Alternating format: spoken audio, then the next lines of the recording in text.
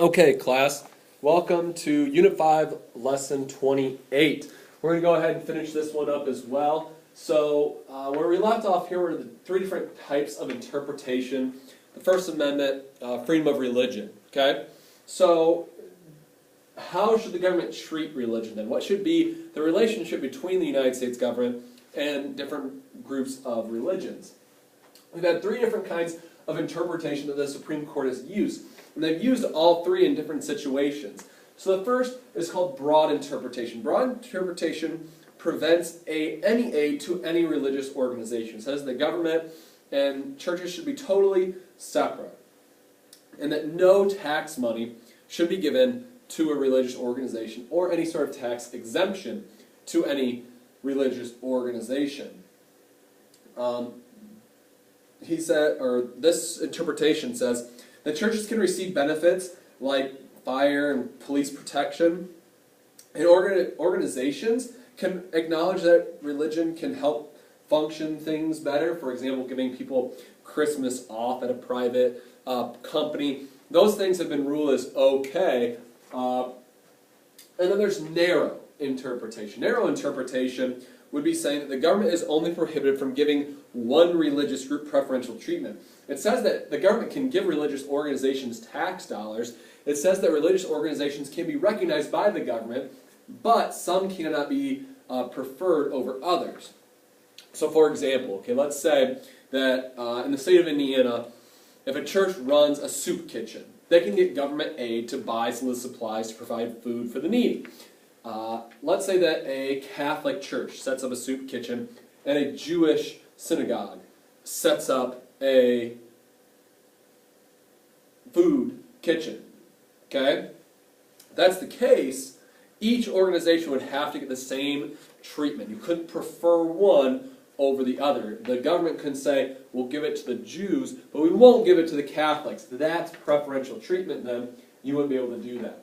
Then there's literal interpretation. This says that people who hold this view see the First Amendment as prohibiting a state religion, but does not prohibit the government involvement in certain religious practices. So, for example, people may participate in a Christmas celebration, but the government can't acknowledge that Christmas is a national holiday, because then that would be identifying Christianity as a national religion. Okay? And like I said, the Supreme Court's used all three different levels of interpretation. Next, we're going to talk about what rights does the Free Exercise Clause protect. So first of all, what's the Free Exercise Clause?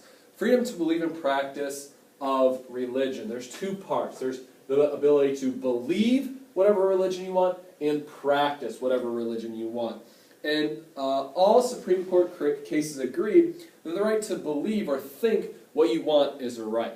You absolutely have the belief to think whatever you want. No matter how radical that may be, you can think however you want, especially religiously. Whether it's monotheism, polytheism, if you practice a very remote religion, if you create your own religion and have your own radical beliefs, that's fine. Believe whatever you want to believe. The second part is when it gets tricky, is the practice of those religions. Okay?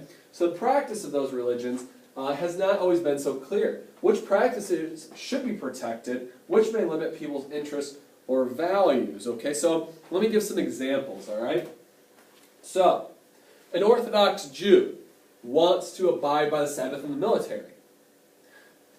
Should somebody practicing their religion be able to take off every Sunday and not have to do their duty even though they're in the military? Should that prohibit them from joining the military based off of their religious beliefs? Or should they still be able to join, and should the United States government, therefore the United States military, listen to that individual's religion? That's a conflict there. That's something that people would have to identify with and try and figure out what they would want to do. Okay? You can also see schools excuse students during Ramadan if they are Muslim, or Yom Kippur if they are Jewish. These would be examples of the Free Exercise Clause, being able to practice your religion how you want. So an Orthodox Jew would have to participate in any military activities. They're giving up some of their religious freedoms by being in the military. Students are excused from school, but they're not excused from any work that they may miss during that time if they do miss school. So if a student misses a few days from Yom Kippur or Ramadan, that's fine. The student can't be counted as absent and therefore, zeros on assignments or something like that. But they're still responsible for any work that they missed during that time period. There are other examples of Santeria, religion, based kind of in, voodoo type things. So if that's the case, what if human sacrifice is a part of their religion? That's something that can be limited in their practice of religion. If it's, some sort of cult religion that believes in mass violence or hurting other people, that's something where you can, believe that, but once you start practicing it, you can be limited in what you're allowed to do. All right, how is the right of free exercise balanced against interests of society? The Supreme Court has overturned, then retreated back to old beliefs several different times in this case, all right? So, issues that have continually came up in the court. First and foremost, when the health of the community must be balanced against religious beliefs of an individual group. Westboro Baptist Church, okay, the group that goes to soldiers' funerals and protests and says all these nasty things to soldiers and their families. That is, an individual group attempting to hurt the health of the community. So, they've done a very good job of following whatever local or state rules there may be in their protests so that they can't necessarily get arrested. And they do have the First Amendment right to freedom of religion and the First Amendment right to the freedom of speech. So they have the right to do those things, although people sometimes get very upset about them. So Jehovah's Witnesses refusing blood transfusions. If a Jehovah's Witness does not believe in a blood transfusion, then if they're unconscious, bleeding out, should you be able to just admit that to them, even though that's against their religious belief? Or is a doctor required to allow a Jehovah's Witness to die so that they don't have to receive a blood transfusion? That's something you have to think about. Amish refusing shocking a heart back into rhythm. This has been a major case before. The Amish have sued a hospital for using the electric paddles to put someone's heart back into rhythm because that was against their religion to use the paddles. So that's something you always have to take into consideration. So I guess with that one is the law to which the religious adherents object neutral, or does it apply to everyone?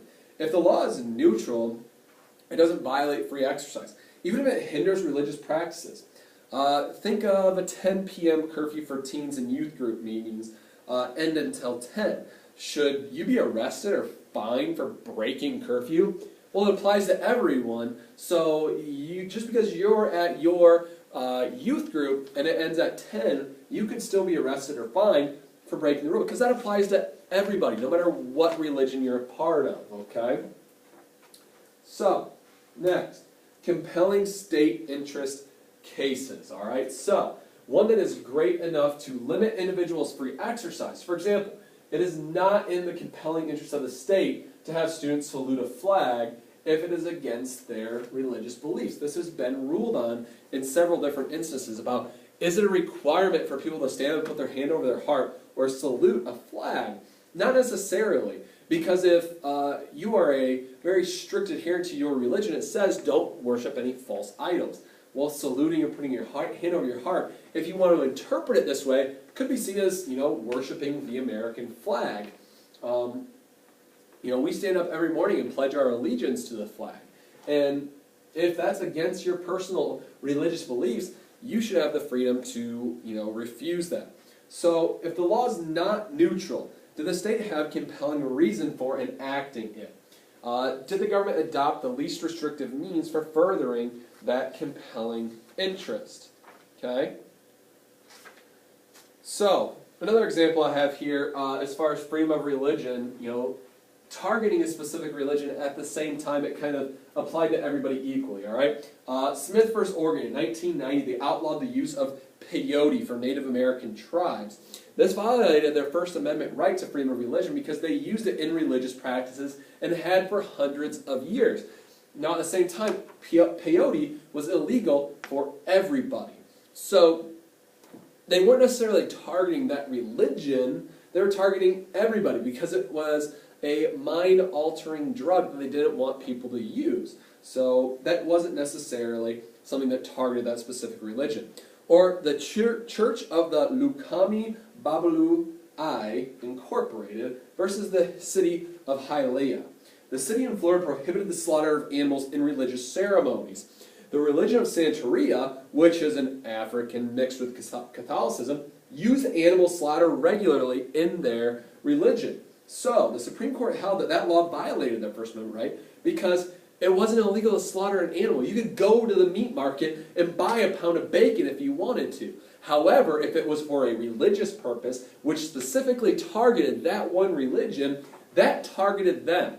That's unconstitutional. So hopefully that clears it up for you a little bit, whether you're targeting a specific religion or if does this apply to everybody equally. All right, next we have here, how is the right of free exercise balanced against other interests of society? So kind of continue what we talked about.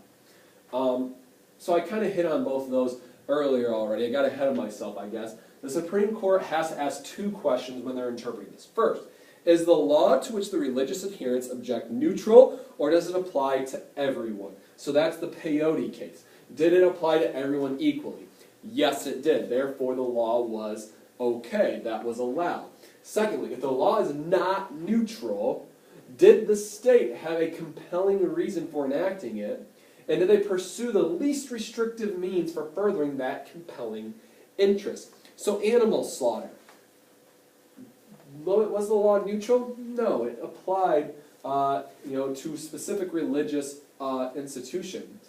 Did they have even a compelling reason for it? And did they go about the least restrictive means? No, they did not. So therefore that case would not be upheld in the Supreme Court. So, those are our two examples there. I believe that's it. Okay.